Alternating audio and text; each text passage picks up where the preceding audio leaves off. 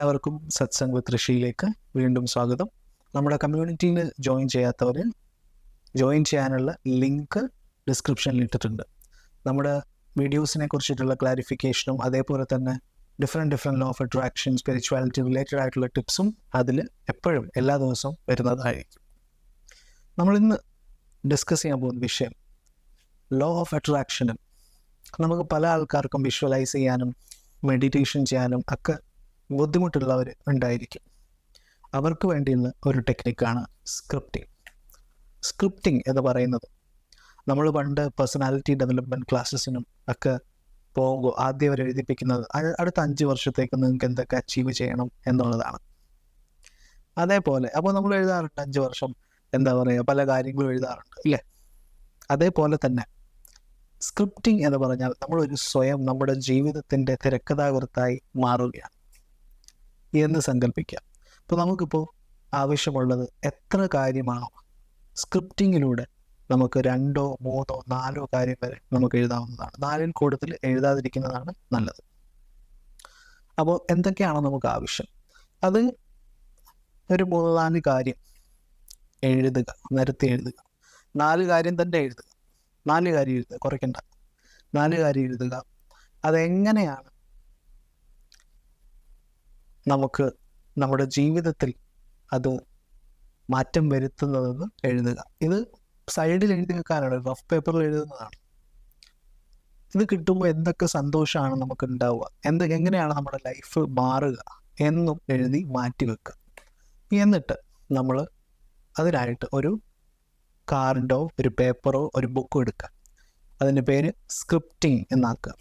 അതിനുശേഷം നമ്മളൊരു ഇപ്പോൾ 2024 നമ്മൾ 2025 സങ്കല്പിക്കുക, അല്ലെങ്കിൽ 2030 സങ്കല്പിക്കാം. ഒരു ഫ്യൂച്ചർ ഡേറ്റ് സങ്കല്പിക്കാം. ഒരു സങ്കല്പമാണ്. ആ സങ്കല്പിച്ചിട്ട് നമ്മൾ ഈ ഗോളെല്ലാം നമ്മൾ അച്ചീവ് ചെയ്തതായി ശക്തമായി സങ്കല്പിക്കുക. എന്നിട്ട് നമ്മൾ പ്രപഞ്ചനാഥനോട് താങ്ക് യു നോട്ട് എഴുതുക. എങ്ങനെയാണ്? ഫോർ എക്സാമ്പിൾ, വീട് വെക്കണം എന്നുള്ളതാണ് നമ്മളുടെ ആഗ്രഹമെങ്കിൽ എനിക്ക് വളരെ നല്ലൊരു വീട് ആ പ്രപഞ്ചബോധം വെച്ച് തന്നതിന് നന്ദി. എനിക്കിപ്പോൾ വളരെ സന്തോഷമാണ്. എൻ്റെ ജീവിതത്തിൽ അതിമനോഹരമായിട്ടുള്ള വീടാണ് എനിക്കുള്ളത്. ആ വീട് എല്ലാവർക്കും ഇഷ്ടമാണ്. ആ വീട്ടിലേക്ക് കയറി വരുമ്പോൾ തന്നെ എനിക്ക് വളരെയധികം സന്തോഷവും പോസിറ്റിവിറ്റിയും, ആ വീട്ടിൽ ഉള്ള എല്ലാവർക്കും വളരെയധികം പോസിറ്റിവിറ്റിയും, അവരെല്ലാവരും സ്പിരിച്വലി അബണ്ടൻറ്റുമാണ്. ഇങ്ങനെ മനസ്സിലായില്ലേ? അപ്പോൾ ഗോൾ അച്ചീവ് ചെയ്തതായി എഴുതുക. ആ ഗോൾ അച്ചീവ് ചെയ്തപ്പോൾ നമുക്ക് എന്തൊക്കെ ബെനിഫിറ്റ്സ് ഉണ്ടായി ജീവിതത്തിൽ എന്ന് എഴുതുക. അതേപോലെ തന്നെ ആ ഗോൾ എങ്ങനെ നമ്മുടെ ലൈഫിനെ മാറ്റിമറിക്കുന്നു എന്നും എഴുതുക. അതിന് താങ്ക് യു. നടന്നു കഴിഞ്ഞിരിക്കുന്നു. പ്രസന്റ് മൊമെന്റിൽ നമ്മുടെ ജീവിതത്തിൽ അത് ഉണ്ട്. മനസ്സിലായോ? ഇങ്ങനെയാണ് സ്ക്രിപ്റ്റിംഗ് എഴുതുന്നത്. രാത്രിയിൽ എഴുതി തുടങ്ങാം. അത് രാവിലെ എഴുന്നേറ്റ് രാത്രിയിൽ എഴുതിയത് വായിക്കാം. പൂർണ്ണമായി വായിക്കാം. വായിക്കുമ്പോൾ എന്താണ് ചെയ്യേണ്ടത്? വായിച്ച് കഴിഞ്ഞതിന് ശേഷം ഒന്ന് കണ്ണടച്ചിട്ട് മനസ്സിൽ കാണുക. അത് മനസ്സിൽ കാണുക, കണ്ണടച്ചിട്ട് മനസ്സിൽ കാണുക. എന്നിട്ട് ഒന്നും കൂടെ വായിക്കുക. ഓക്കെ, വായിക്കുക, മനസ്സിൽ കാണുക, ഒന്നും കൂടെ വായിക്കുക. അതിനുശേഷം രാത്രിയിൽ അത് വീണ്ടും അതേ കാര്യം തന്നെ എഴുതുക.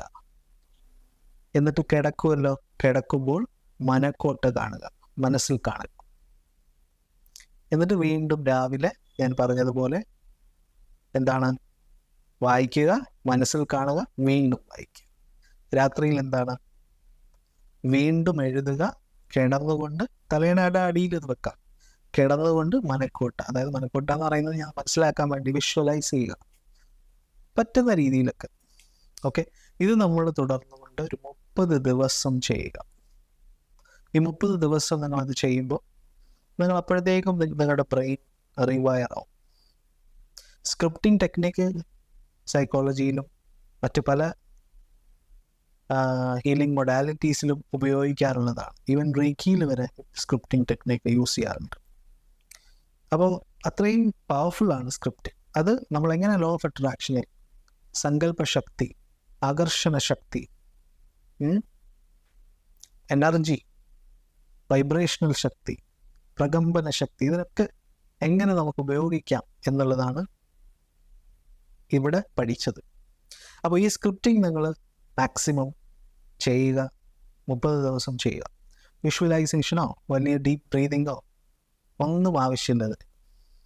ഈവൻ ആൽഫ സ്റ്റേറ്റിൽ പോകാൻ പറ്റാത്തവർക്കുള്ളതാണിത്.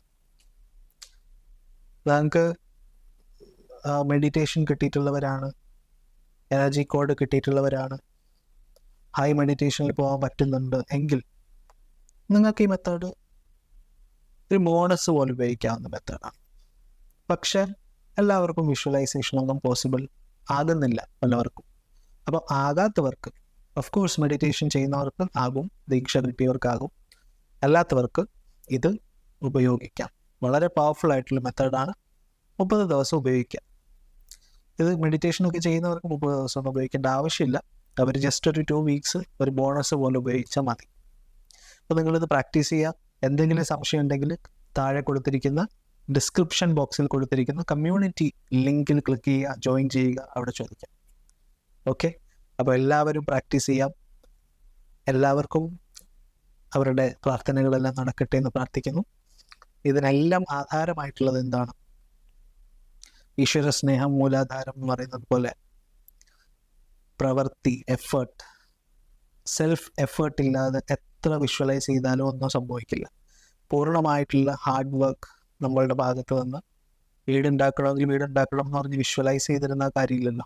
ആ വിഷ്വലൈസ് ചെയ്യുന്നതിനുള്ള എഫേർട്ടും കൂടെ ആ വീട് നമ്മുടെ മുമ്പിലേക്ക് വരുന്ന എന്താ പറയുക, എഫേർട്ടാണ്. നമ്മുടെ മുമ്പിലേക്ക് വരുന്ന സാഹചര്യങ്ങളെ യൂസ് ചെയ്യാനുള്ള എഫേർട്ട് നമ്മൾ എടുക്കണം, പൂർണ്ണമായിട്ടുള്ള എഫേർട്ട് എടുക്കണം. അപ്പോൾ ഈശ്വരൻ്റെ ഗ്രേസ് നമ്മുടെ കൂടെ ഉണ്ടാവും.